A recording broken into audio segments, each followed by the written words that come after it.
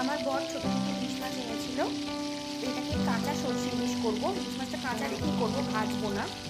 সর্ষে বেটেছি, কালো জিরে ফোড়ন দেবো, আর এই কাঁচা লঙ্কাও দেবো। তেল গরমে দিয়েছি, অল্প তেল লাগে সেটা অল্পই তেল দিয়েছি।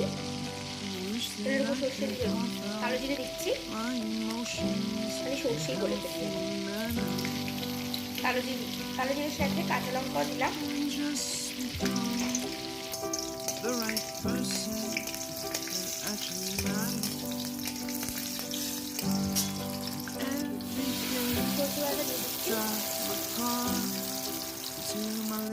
অল্প নুন হলুদ দিচ্ছি।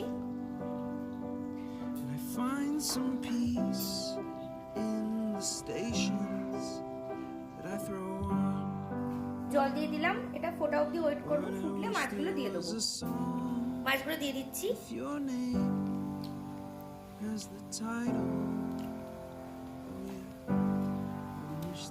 সব মাছ দিয়ে দিয়েছি, এবার একটু ঢাকা দিয়ে দেবো। গ্যাস কমিয়ে কিছুক্ষণ ফুটবে, সেদ্ধ হওয়া অবধি। কাঁচা লঙ্কা আর কাঁচা সরষের তেল দেবো ওপর দিয়ে।